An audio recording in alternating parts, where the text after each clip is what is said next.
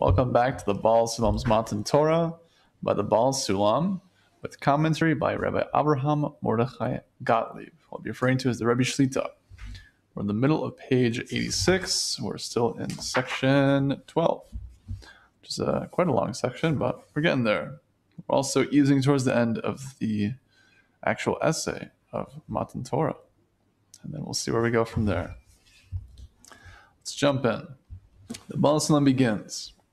The more we continue to grow, the more we receive from our environment partial lessons of giving to the other. And this certainly depends on the values of development promoted in that environment. At this stage also begins our initiation in observing Torah and mitzvot out of self-love, that is, for reward in this world and the world to come. This form of education is called, quote, not for its own sake, or in Hebrew, lo lishma. And it is employed because it is not possible at first to accustom ourselves to keeping Torah and mitzvot in any other way. There's no skipping steps. The Baal HaSulam says beautifully that the more levels there are, the easier it is to climb. Let's say the ladder has 125 degrees. So if it has 125 steps that are only a foot large, it's going to be relatively easy to climb. There's only 5 steps, and it's very high. You might need a jetpack or something of the like. Not so pashut, not so obvious to accomplish. So it's a chesed, it's loving kindness, that our inner work and our journey is so incredibly detailed, and there's so many nuances and, thank goodness, steps, which makes it easier for us to climb. I'm going to read that again inside with the Rebbe Shlita's commentary. The more we continue to grow, the more we receive from our environment partial lessons of giving to the other. And this certainly depends on the values of development promoted in that environment. The Rebbe Shlita says, environment means whatever nourishes us. And this includes books, teachers, society, and culture. So I'd like to comment on that that's such, at least in my opinion, from what I've seen and been exposed to, a novelty of an idea that our environment is by definition anything that is influencing us, any type of information that we're consuming. And most importantly, these basic ideas of even books and teachers, even books, like our friends can be our books. It's an amazing idea. We've spoken about it plenty in this class so far. The idea of wanting to connect to true teachers and books. Because in essence, all true wisdom that we connect to are connecting to the Creator and His light. It would make sense logically that if we were to spend our time and energy, that we would want to be most efficient. So we want to connect to the light that is of the greatest amplitude, of the greatest brightness. We want to connect to a teacher that is closest, if not already there, in terms of similarity of form to the Creator, Tevekus, Tevekut, as we've spoken about. So, when we connect to those books, when we read those holy words, we envelop our consciousness with their consciousness. There's an intermingling of their essence and our essence when we read their works. How much more so when we read something like the Holy Torah itself and envelop our consciousness and mind with the very thoughts and essence of the Creator. Mind-boggling. And culture. Unfortunately, in today's world and society, it's very difficult to come across a beautiful culture of built societies that truly exemplify peace and togetherness and love and all the ideas that we're talking about. Perhaps they exist and to a great degree, and no society is perfect, that's for sure. But relative to the consciousness of Eretz Yisrael, the Holy Land, nothing can compare. Interestingly, in contrast, the Holy Land is filled with nothing but confusion and issues on all levels, from all parties, religious, not religious, you name it. In all details, there's levels of confusion, baseless hatred, and the like.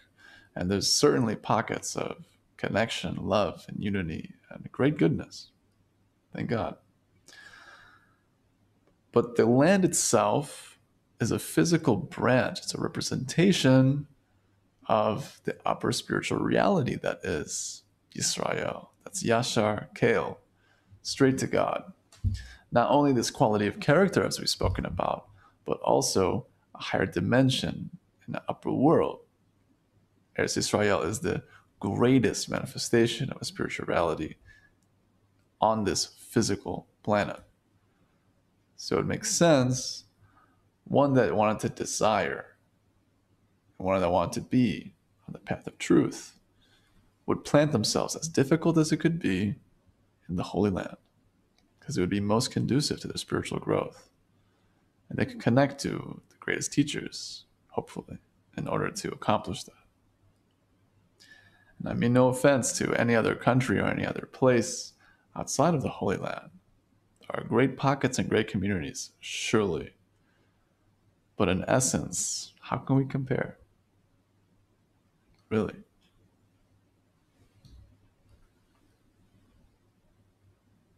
I digress. Just my opinion, but something to meditate on. Rebbe Shita continues, we are social creatures, and just as when a kettle is put on the fire, it has no choice but to boil. So we cannot decide not to be affected by the ideas and values of the particular society with which we are associated, just as one can choose healthier food. So in spirituality, we must carefully select our cultural environment. A society built on what's mine is mine and what's yours is mine, as brought down in chapters of the Fathers, 510, or Pirkei Avos, Ethics of the Fathers, will breed thieves. Unfortunately, there's many of societies that align with this consciousness. Members of a society founded on what's mine is mine and what's yours is yours tend to value material possessions.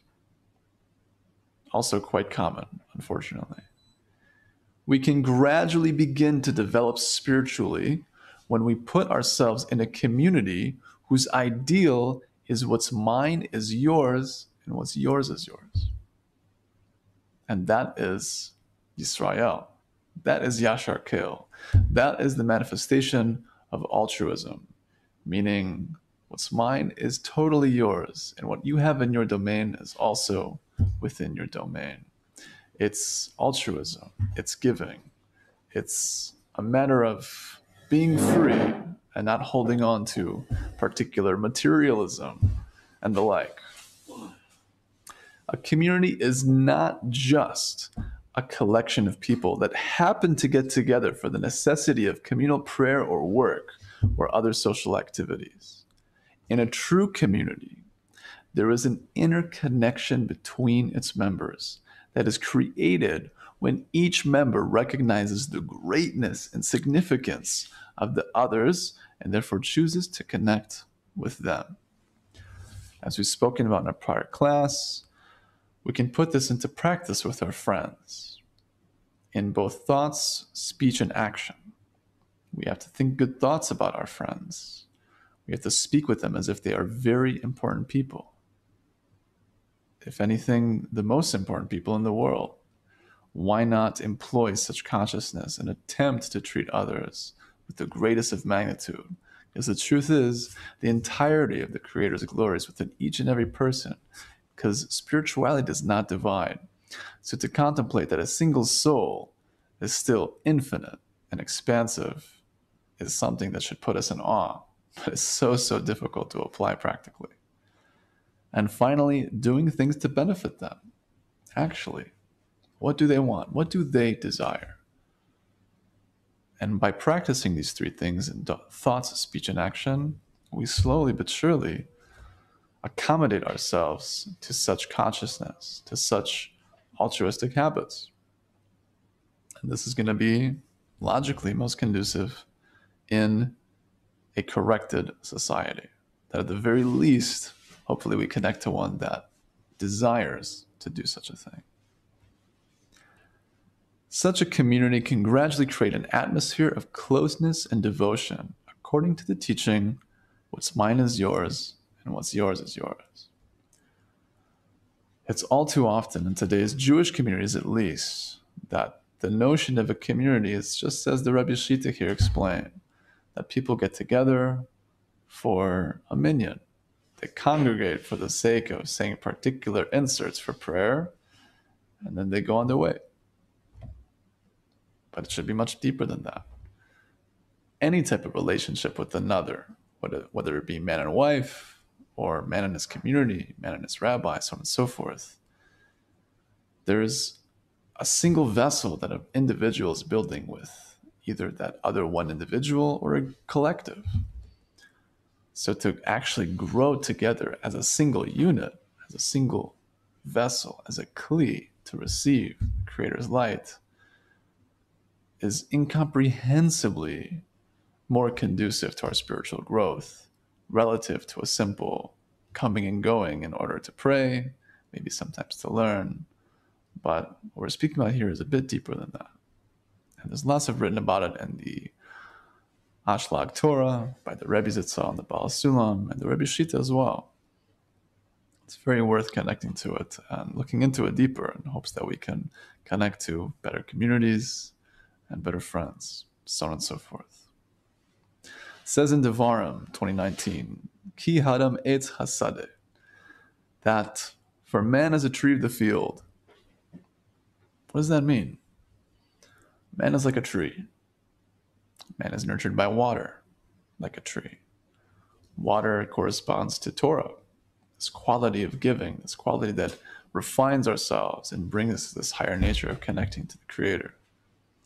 Water is also corresponding to chesed, to loving kindness, the overflowing nature. Trees also grow towards the light, like most plant forms. So too, we are branches that want to be like our root, and we grow towards the light. We want to grow towards the Creator and climb up the ladder. We bear fruit that multiplies and nourishes others. Others can come and be nourished by our fruit. A practical case would be a spiritual leader that bears very sweet fruit and great wisdom that anyone who wants to read their books or connect to them even in person will go to said tree and take part in the nutrients. If we are strengthened and healthy, people may be protected by our shade, our leaves and our branches being thick and strong, also alluding to all of these metaphors of connecting and being nourished by Torah and the Creator's light. With this said, how important is it to be planted in the most conducive environment for our spiritual health and growth? As we are all trees of life, we're all made in the image of the Creator and are representing the Most High. It says in the introduction to the Zohar, it's an excerpt in the translation by Edith Cohen, Tapestry of the Soul. Bottom of page 202, on this idea. Therefore, one who makes the effort in his life and chooses each time a better environment is destined for improvement and reward. This is awarded to the person not by reason of his thoughts or good deeds, which come to him without his choice, but from the effort he made to find a good environment which brings him to these thoughts and deeds. Thus, Rabbi Yoshua ben Prachia said, quote, make for yourself a Rav, a teacher, acquire for yourself a friend, as said in Ethics of the Fathers, chapter 1, as we referenced also. Pirkei Avos.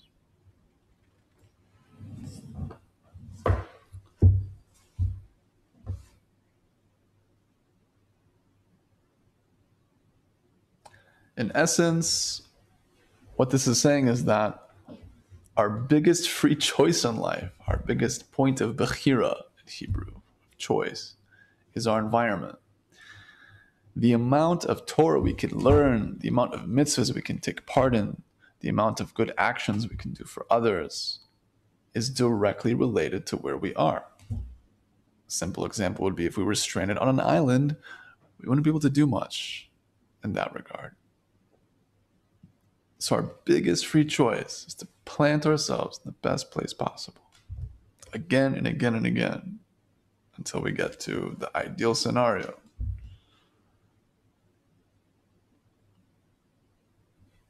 We should merit to be able to do such a thing, God willing.